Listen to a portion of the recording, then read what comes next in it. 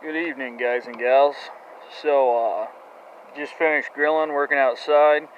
This video I'm about to do is about pre-scented cages. So when you're cage trapping and you catch multiple animals, the smell of the animal stays in the cage.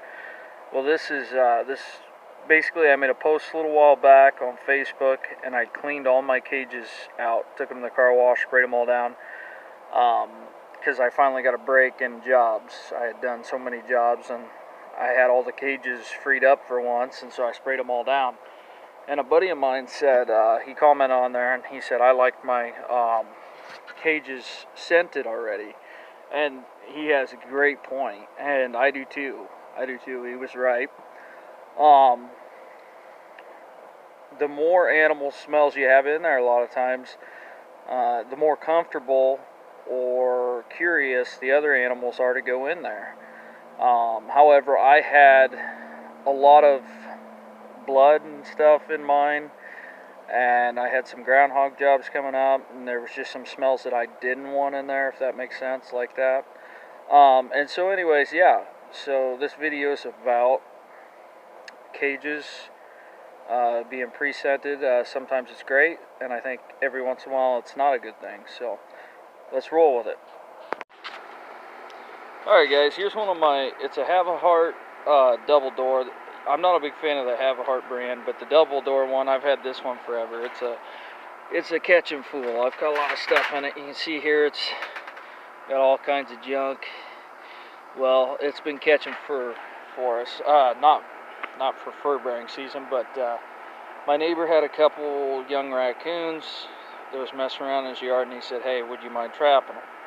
I said, yeah, not a problem. So we set the trap down there, and we caught one of the little ones by hand, and the other one, they weren't young. The other one climbed a tree and he ended up wandering off. So we had this cage set, and it was baited, and the first time we caught a coon, it was a full-grown coon. It wasn't the one we were after. So we reset it. We caught a cat. Okay, no big deal, right? Cage trap, cat wasn't hurt at all. The cat had pooped in there. The wife texted me, hey, we got a cat. I was at work. I said, okay, cool. She said, I'm not rebaiting it. I said, that's fine. Go ahead, reset it. She said, with what in it? I said, just leave the cat poop in there. Boom. Next night, we had another catch. I think it was it a possum? Or was it a coon? I can't remember. Anyways, 3 or 4 nights in a row after that, we had catches every night with no bait or lure in there, nothing in there. It was cleaned up. It was just a lot of like the cat poop and a lot of those smells going on. And this cage was scented, obviously pretty well, and with no bait or lure, we continued to catch.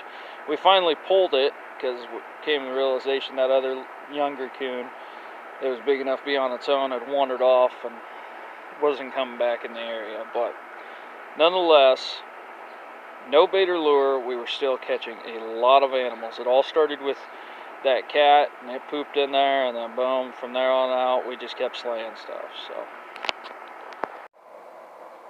alright guys, I know this is a quicker video, and it may not seem like a lot of information, but if you think about it, there's a lot there to work with.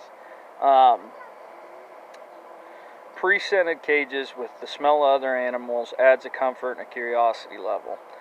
We can use that with cage traps, but we can also use that with the mentality of catching other things with even foothold traps, and you know, then you start to get into catch circles and stuff gets curious of that.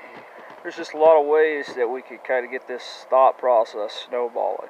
So anyways, animal scent, not always bad.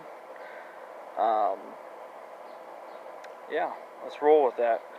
Anyways guys, appreciate you watching. Probably gonna do another good video this weekend. Tight chains, hit that thumbs up.